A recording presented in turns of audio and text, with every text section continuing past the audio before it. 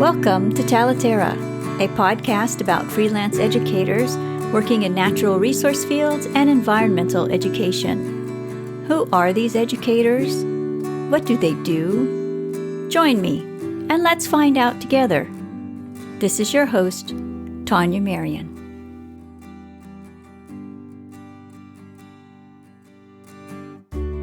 Today my guest is Erica Fielder. Erica is the owner of Erica Fielder Studio, where she leads a collaborative approach to creating interpretive displays for parks and visitor centers.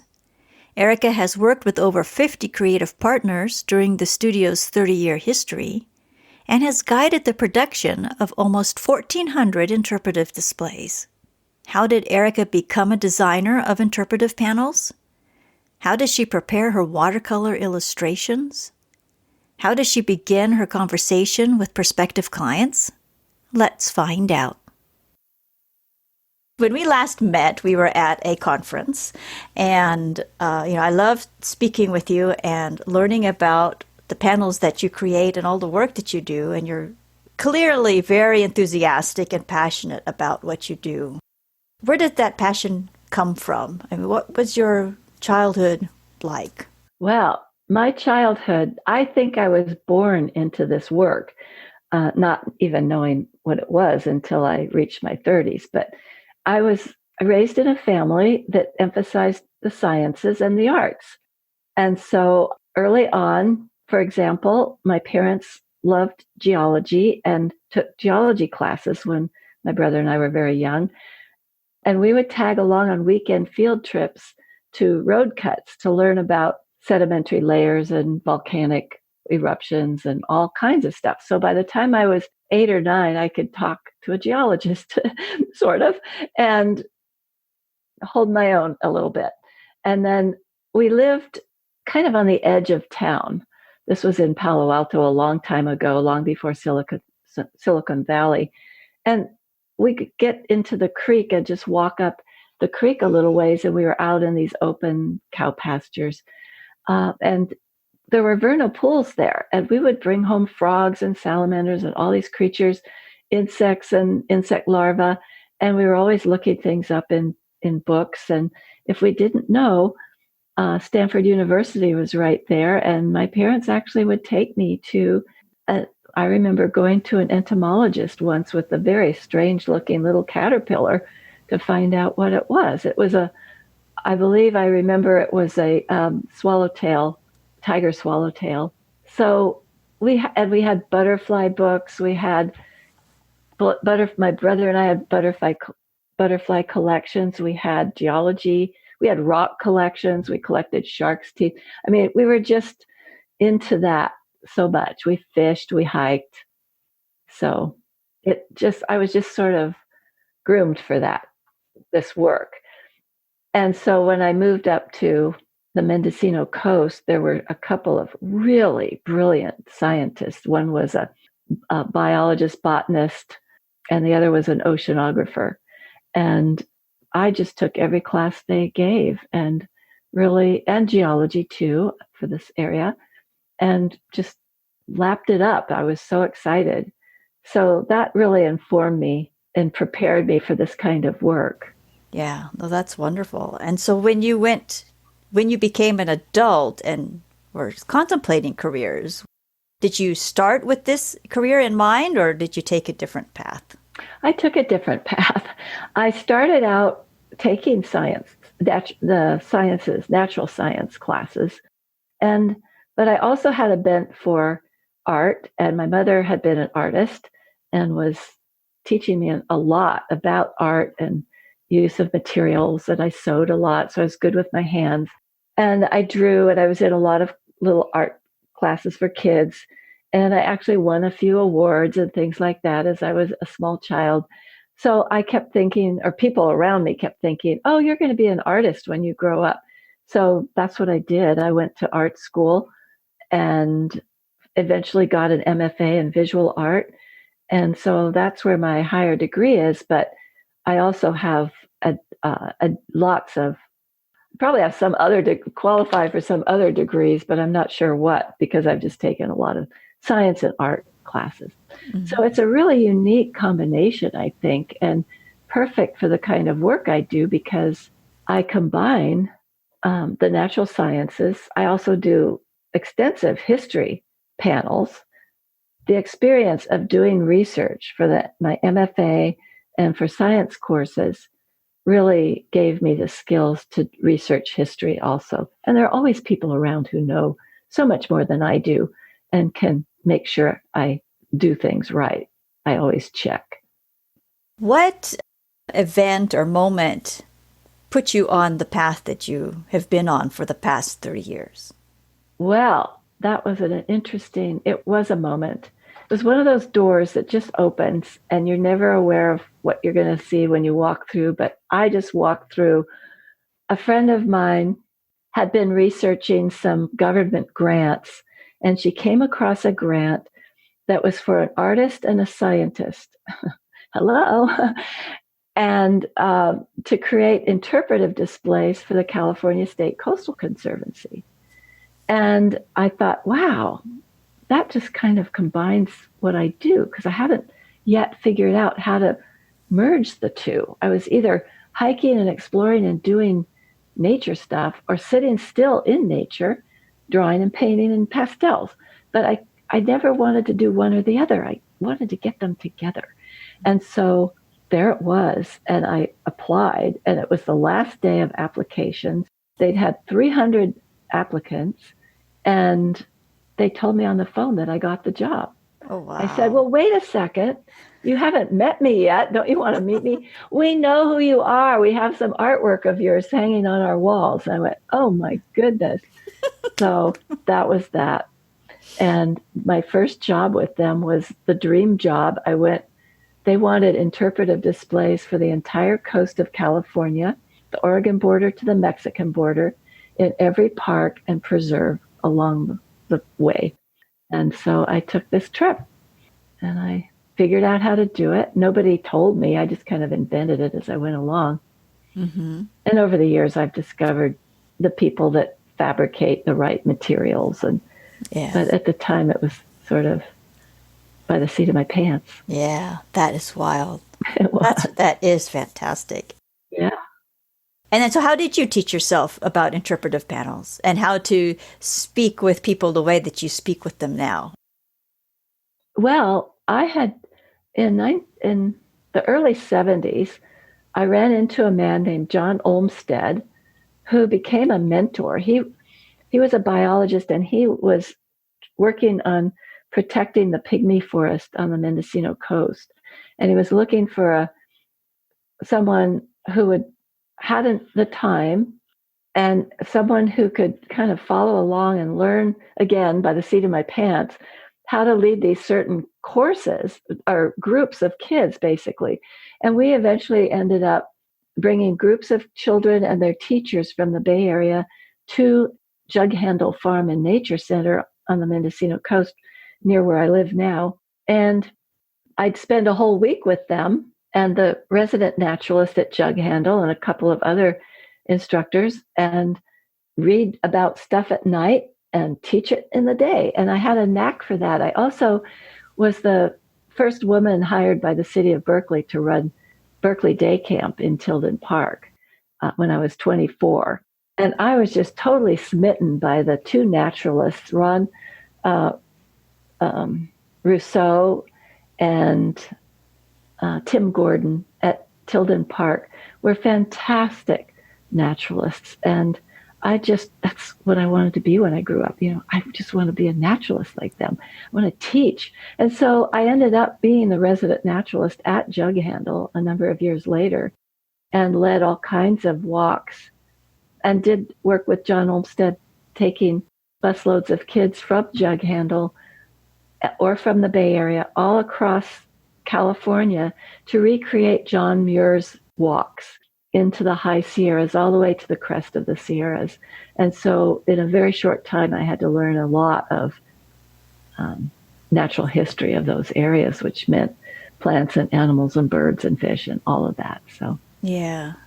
And how did it's natural, you just ooze information, you love sharing, and and it's not just information that you ooze. I mean, it's lots of good, I like storytelling. yeah, exactly. Stories, emotions. When did you learn about interpretation as a field? I mean, was that come later, or was it about the same time because of the people who you were working with at Tilden Park? And did you know about Freeman Tilden at that time? No, not at that time. But I did do some research and found out about him. But it didn't dawn on me until years later when I was actually making interpretive displays that fit more into the pattern of research and interviews and all of that, and then ending up having them fabricated somewhere and learning about the National Association for Interpretation and reading books on Freeman Tilden and all of his philosophies of interpretation. And I have to say, my way of doing it wasn't all that different. It was, you wave your arms around and you get excited and you tell people about these really cool things. And that's it. It's not, it kind of went with the territory for me, although I know he goes much deeper into the philosophy. But the outcome when I speak to people is that, just the enthusiasm and the exploration. Like, did you ever look under a leaf to see what little eggs might be laid there? Or did you ever turn a log over? We just had some young people come and collect some downed trees. And I gave a little interpretive spiel and said, now, when you roll these logs over, be extremely, I said, don't roll the logs, just lift them straight up, because there are all kinds of creatures living in the damp soil, like the giant Pacific salamander. And I described what it would look like so they could spot it.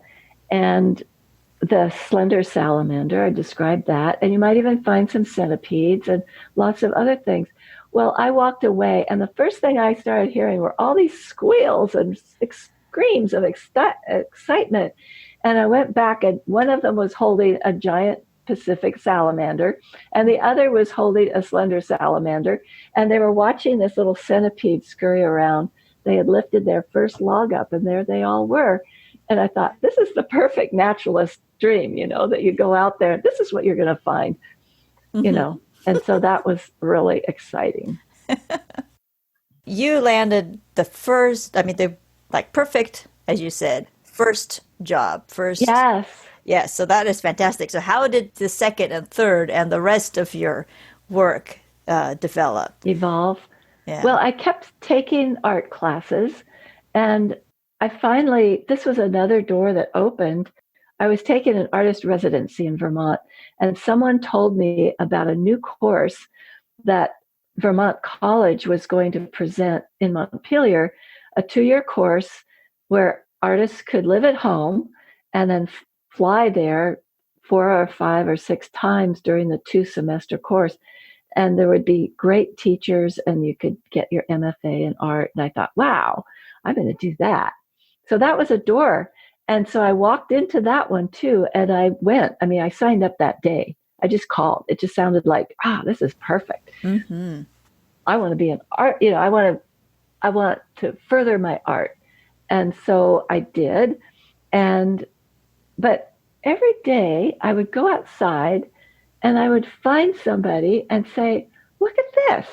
What's living under this leaf? And what if we turn this over? And people started, and I'd announce, I'm going to go on a nature walk. Does anyone want to come with me? So I was still doing these nature walks, even though I was in an art school. And one of the professors came up to me and he said, Erica, this is your art. This expression of teaching and your excitement and your ability to turn people on to the natural world is your art. This is what you should focus on for getting your MFA, that it's a performance art, or it's a more happening of some sort. So that's, I remember just bursting into tears and crying my eyes out, because finally the art and the science just came together at that moment.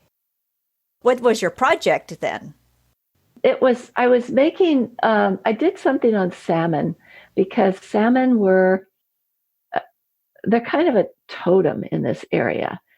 They are the bellwether, or they are the canary in the coal mine about the health of our rivers and streams up here in Northern California. And they were not having an easy time. And so I did a work on getting people, it was a constructed piece that people would come and visit.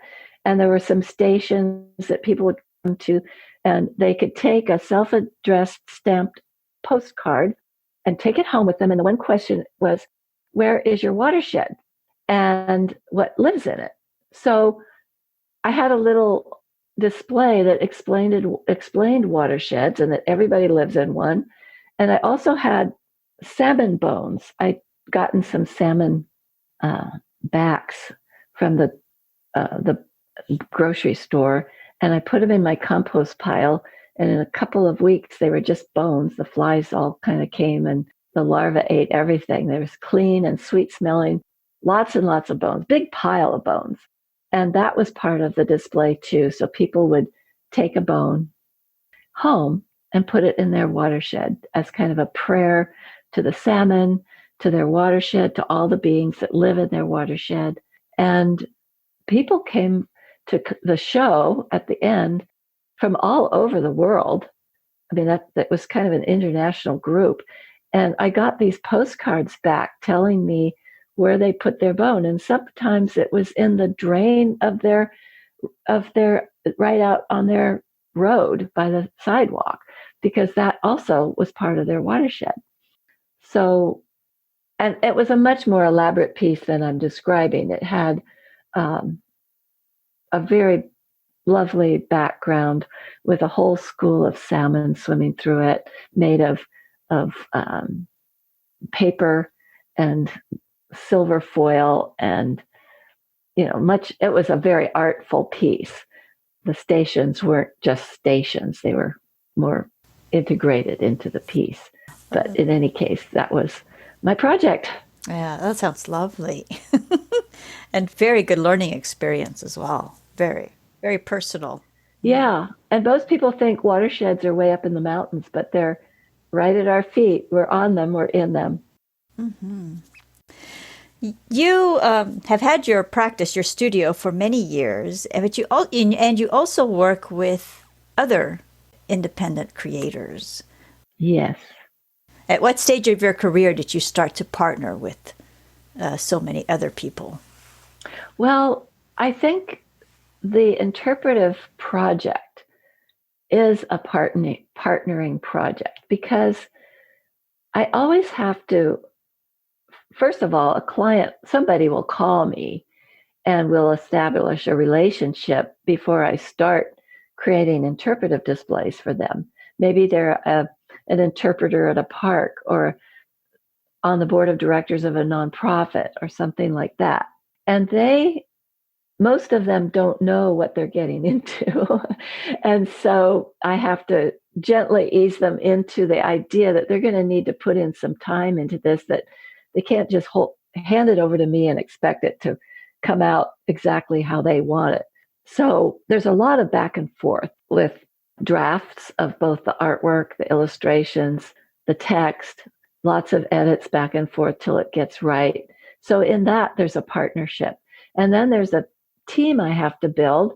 For example, I'm working on something now in Napa County that is going to require me to create some kind of a partnership with one of the museums, and also a botanist and somebody, a vintner who can help me make sure I'm doing a panel on 6 varietals of grapevine leaves, so people can identify a grapevine by the leaf.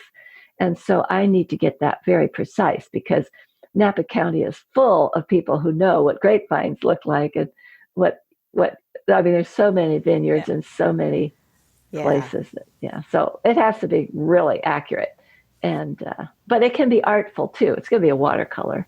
Mm-hmm. So yeah, okay. So your watercolors, your panels are comprised of your paintings and some maps and some photography. And your paintings are so emotional and they're so peaceful and they're so informative. How large are your original paintings? And then do you reduce them down for your panels? And how does that work? I do have to reduce them. Watercolor is a very challenging medium for me. My passion was chalk pastel, very high quality, brilliant, lovely colors.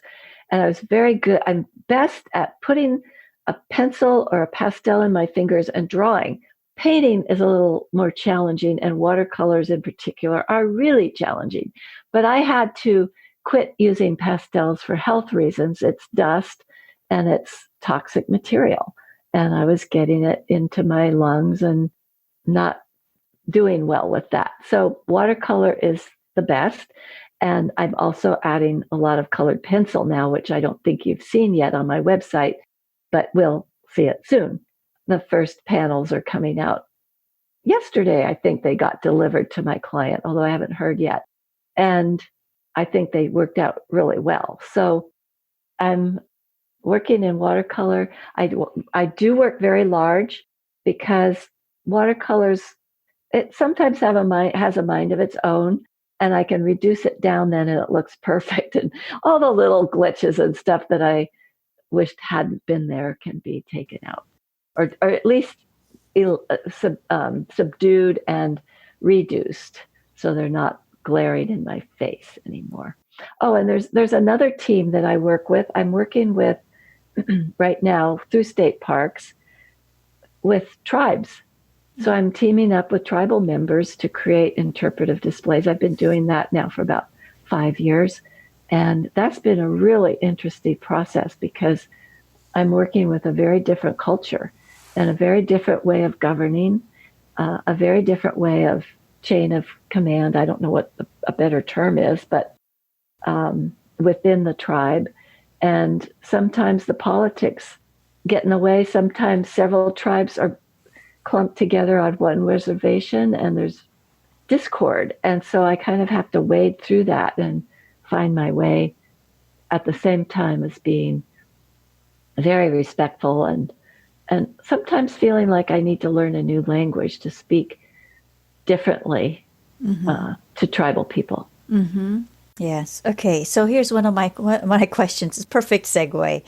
In your section about your collaborative work with the Sherwood Valley Band of Pomo Indians, you mentioned how you've worked together with them to turn textbook style information into a story, into a more engaging interpretive text for the panels. How does interpretive writing differ from writing about information? Good question, because it definitely does. The idea about interpretive writing is that it's a mix between facts, a few very specific things, not lots of them. People can't hold facts in their heads, and an emotional component that grabs people in the heart so that they're better able to remember the facts. And that blend helps them see themselves in the picture.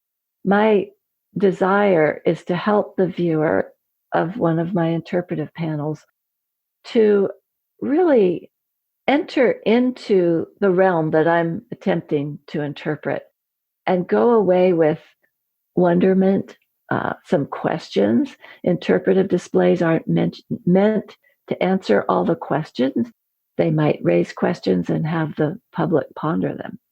So I like to make that a very engaging experience for people, whereas a brochure or a book might be a very factual thing and tell lots of information. And by the way, Sam Ham, who is a well-known scholar of interpretation for many, many years, has done a lot of studies and discovered that the average person stands in front of an interpretive panel for 43 seconds. So, what to do? Make really engaging pictures, and old-time historic photos are really engaging to people. Also, make beautiful artwork. another set of people will be drawn to artwork.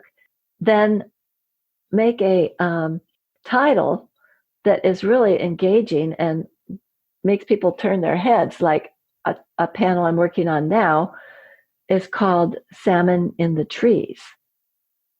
And I have a lovely little picture of a bear eating a salmon way up in the tree, but also the poop from the bear and all the bears and all the animals that drag dead salmon carcasses out of the stream and carry them up to a half-mile away are taking ocean nutrients that far into the forest. And the tree rings show the actual ocean isotopes from that bear poop or raccoon poop. And scientists are able to see ocean isotopes in the tree rings. So salmon are in the trees. Oh, wonderful. And I'm very excited because whenever I can, I try to do that theme because it's always a wonderful way to connect those elements for people and make them realize that everything is connected. Mm-hmm. That is beautiful. And you know what's also what I like about your panels in the example you have for Cache Creek. Oh, yeah. You have a panel with text that reads like poetry, and that is so engaging. And the panel that is titled Rain Hits the Ground Running, How Plants Persuade It to Stay. Yeah. You write, there's a section here that describes layered leaves and winding stems with cool shadows, and how those stems and the shadows and the leaves capture the water in the ground and prevent it from running away from that site.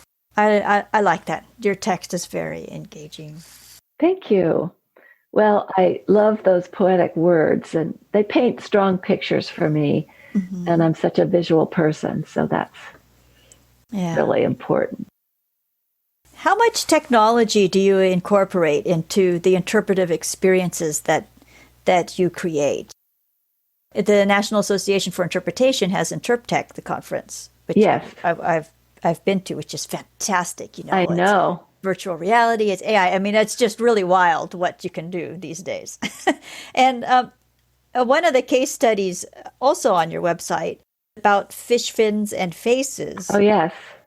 Your challenge was to design 2 interactive panels that would develop children's memories and hand-eye coordination without the use of computers or technology. Yes.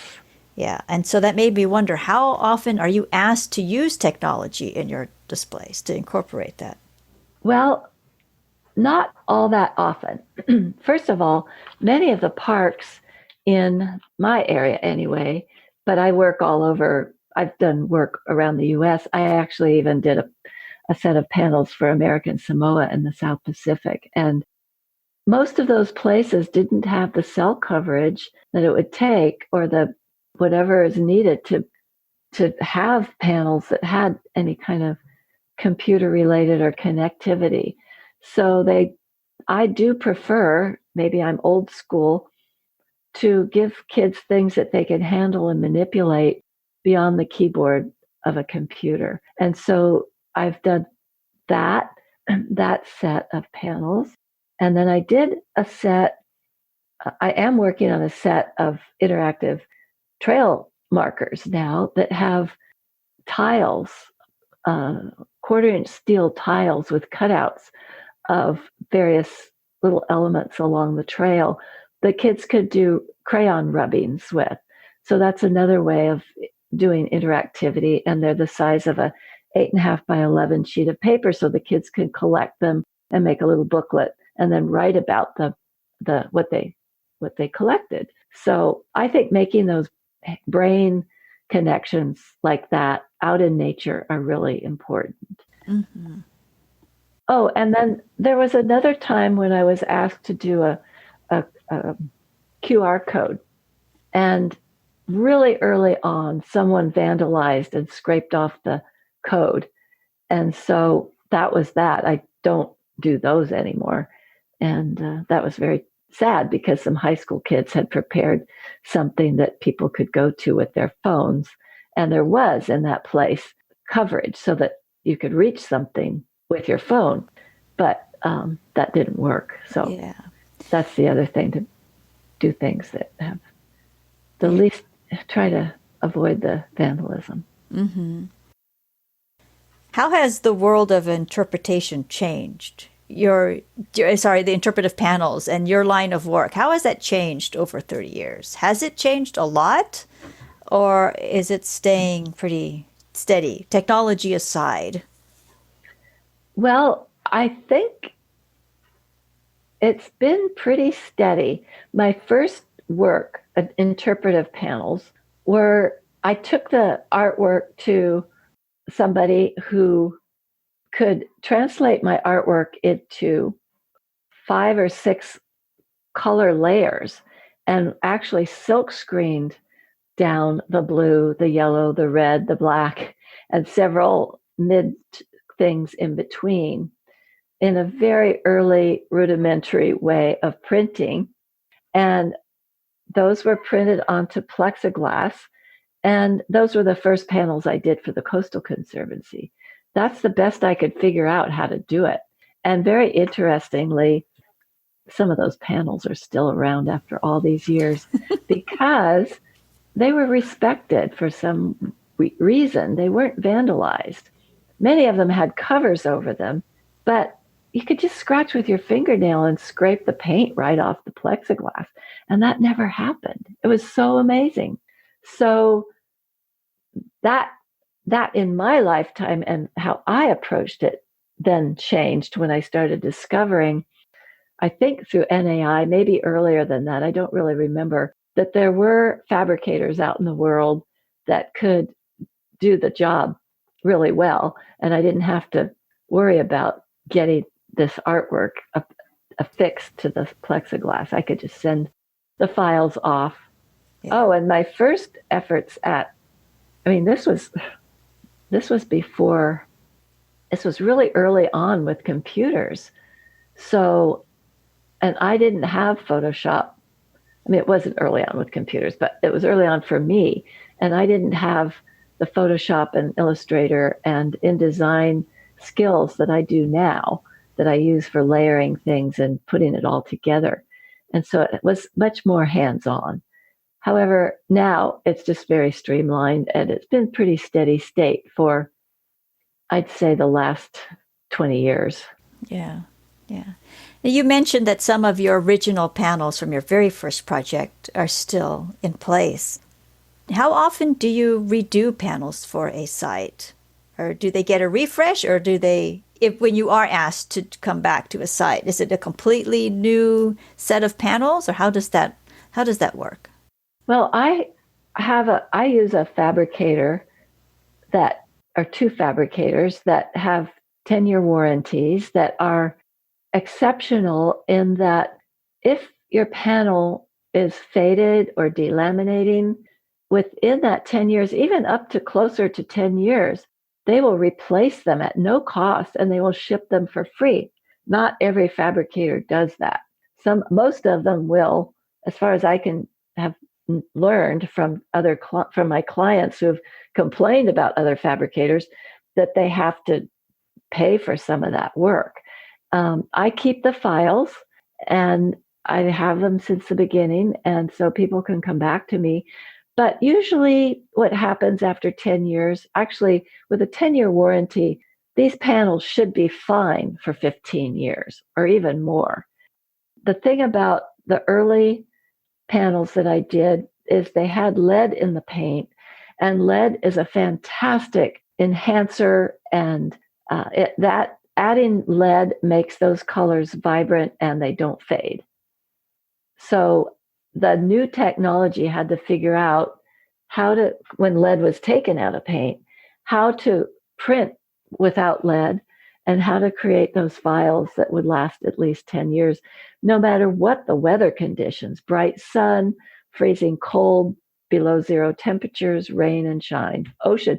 Some of my panels have been hit by ocean waves, the salt, and some are right on the ocean. So all of that they're really good now.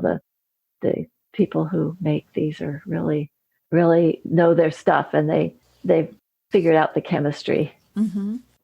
You make it very easy for people to work with you and to learn from you. When someone signs up to join your mailing list, you begin your interaction with people by providing two checklists for them. Yes. To explain how you work and to guide people who want to work with you, how to work with you. When did you start doing this? Because they're very helpful. Oh, good. Yeah, I've had that feedback. I'm so glad that one of the things I found that as an artist who puts a lot of time and energy into the artwork I put there, it's not clip art, and it's not. I mean, it has, like you say, it has a lot of emotional and content and information. Just the art alone has that. I think I became really frustrated because people would just say, yeah, they want artwork, or yes, they want a map. But I put my heart and soul into this, and they get something, I think, far better than what some of the other interpretive designers will provide. And I need to be paid for that. I'm not the same as all the other oranges. We're talking apples and oranges here. And also, even people at state parks often don't know how much time goes into an interpretive panel. And so this was an attempt. These two checklists were, one is for figuring out your budget, and the other is how to write a request for proposals. Because I was getting requests for proposals that were like 50 pages long just for 3 interpretive panels. And I thought, who has time for that unless they have staff? And I don't have staff that fills out RFPs. So often I just pass those by. Or if I see them, someone just sort of buckshot, just sending the RFP out to every single person they can think of, and there might be 30 or 40 people on their email. I can see who they send it to. I don't do those because I don't have time to compete on that level, and I don't undercut my own prices. So I charge what I need to, and people who want that kind of quality come to me. So that's the attempt there in writing those checklists, is to help people understand what interpretive panels entail and how they're going to get a really tailored, special panel just for their site. And if they don't want that, they could go to someone else. Mm-hmm.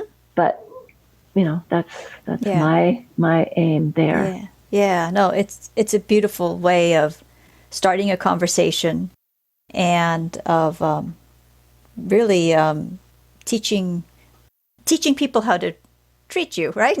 Well, yes, because a lot of times people have never even done interpretive panels.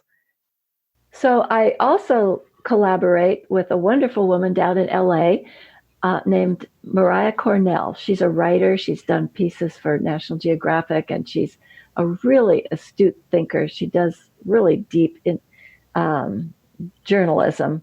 And I love working with her because she and I are like a team that just clicks together so well. She's a great editor. It was her idea to do those 2 checklists, and she did a lot of writing on those too. So I'm very grateful to have her in my life. Mm-hmm. Yeah. So, yeah. She did a beautiful job. She did. Mm-hmm. She did. Yeah, very helpful. Is there anything in the interpretive field, well, with respect to your panels, that you haven't done yet? Is there a design? Is there a type of activity, some type of participatory activity that you'd like to do that you haven't done yet in your projects? There are a couple of them. One of them is I would love to engage students, like high school or college students, with doing the research and the artwork and actually learning how to make their own panels. I know young people can now go to college and get degrees in this, but I think working on a panel that's actually going to go somewhere on their college campus to illustrate or interpret a trail or a botanical garden or something would be a really neat thing to do with young people and have that kind of input from them and that exchange. So they learn and I learn and we do it together with their artwork. And then another thing I've wanted to do, and now I have the opportunity to do it, is to actually create the stands that hold up the panel. Because most of the clients I have are looking at the bottom line and they don't have the budget to do that. But I now have a client who does have enough budget, and I get to design not just rectangular pedestals, but something artful that will have a theme to it that relates to the panel itself. I'd love to see one of those. Yeah. So I'm really excited about that. It'll require someone who fabricates in metal. I think I've spotted that person, and who can cut.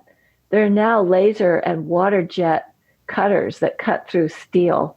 And so I can have these very precise cuts that exactly match my design, cut out of a sheet of metal. So that's very exciting to be able to play with that.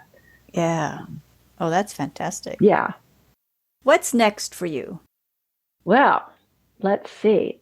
I have to do more advertising. I'm in a nice little golden place right now with jobs coming in, but I've recently had a slump that's got me quite nervous, and I can't rely on word of mouth all the time. So I'm going to be going to more NAI regional conferences and national conferences with my booth and with whatever I have to give out to people and talk to people. And also, I want to open up more opportunities for interpreting botanical gardens and wineries. I think tasting rooms often have little trails anyway around our area. There's a lot of land on those winery sites, vineyards, sometimes right near the tasting rooms and tours. And I'd like to do interpretive panels, like what I mentioned earlier for Napa. For example, identifying the plants by their leaf or by their grape. And I get to do artwork, and I get to learn about terroir and soils and weather and all of those things and how they affect and influence the flavor of wine. Yeah. Oh, that's wonderful. And, these wineries, these family-owned wineries, they have their own history, their own story. Oh, yes. Each one's their own heritage site in and of themselves. They are. They do. Yeah. Very much so. Yeah. Oh, well, that's wonderful. Thank you so much, Erica, for stopping by to talk about your work and the way that you do it. And it's beautiful. And yeah, thank you. Thank you so much. Well, thank you. I really appreciate this. It was fun talking to you and seeing you again. And hopefully our paths will cross soon. Yes, at an NAI conference. Yes, for sure. Yes, for absolutely. Sure. Yeah. Okay, well, thank you. To learn more about Erica, to view her interpretive panels, and to learn more about the resources mentioned in this episode, visit the show notes at talaterra.com. Talaterra is a podcast for and about independent educators working in natural resource fields and environmental education. If you enjoyed this episode, please share it with friends and colleagues. Thank you so much for joining us today. This is Tania Marien.